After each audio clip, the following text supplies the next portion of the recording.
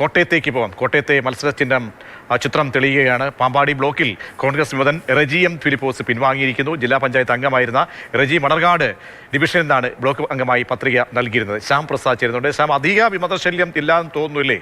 എവിടെയൊക്കെയാണ് മറ്റ് അപസ്വരങ്ങൾ ഉള്ളത്?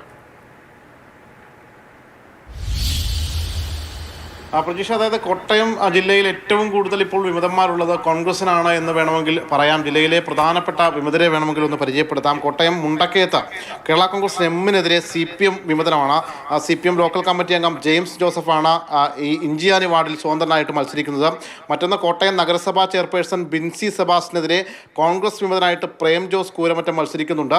പാലാ നഗരസഭയിൽ 19-ാം വാർഡിൽ സിറ്റിംഗ് കൗൺസിലർ മായ രാഹുൽ കോൺഗ്രസിൻ്റെ റിബൽ സ്ഥാനാർത്ഥിയാണ്. അവിടുത്തെ പ്രതിപക്ഷ നേതാവ് സതീഷ് ചെല്ലാനിക്കെതിരെയാണ് മത്സരം. ഏറ്റുമാനൂർ നഗരസഭയിൽ 30-ാം വാർഡിൽ CPM ജില്ലാ കമ്മിറ്റി അംഗം വി ജയപ്രകാശിനെതിരെ CPM പ്രവർത്തകൻ VP ബിനീഷും മത്സരിക്കുന്നുണ്ട് വിമതനായിട്ട്. എരുമേലി പഞ്ചായത്തിൽ കോൺഗ്രസിന് 3 റിബൽ സ്ഥാനാർത്ഥിയുള്ളത്. ശ്രീനിപുരം വാർഡ്, പഴയിടം വാർഡ്, നിസാർ 5-ാം വാർഡ് എന്നിങ്ങനെ ഇവിടെയൊക്കെ UDFിൻ്റെ സ്വതന്ത്രൻ ഉൾപ്പെടെ മത്സരിക്കുന്നതാണ് കോൺഗ്രസിനെ സംബന്ധിച്ച് തലവേദനയാകുന്നത്. മറ്റൊന്ന് മുൻ മെമ്പർ PK തുളസി ചേനപ്പാട് വാർഡിൽ CPMൻ്റെ റിബലായിട്ടും അവിടെ മത്സരിക്കുന്നുണ്ട്.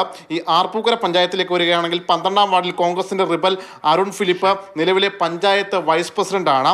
വാഴൂർ പഞ്ചായത്തിൽ 10-ാം വാർഡിൽ UDF റിബലായിട്ട് കോട്ടയത്തിലെ പല തട്ടകങ്ങളിലും വിമതർ ഉണ്ട് എന്ന് മനസ്സിലാക്കുന്നത്. അതൊക്കെ തന്നെ കോൺഗ്രസിനാണ് ഇടുത്തിയായി മാറുന്നത്, UDFിനാണ്.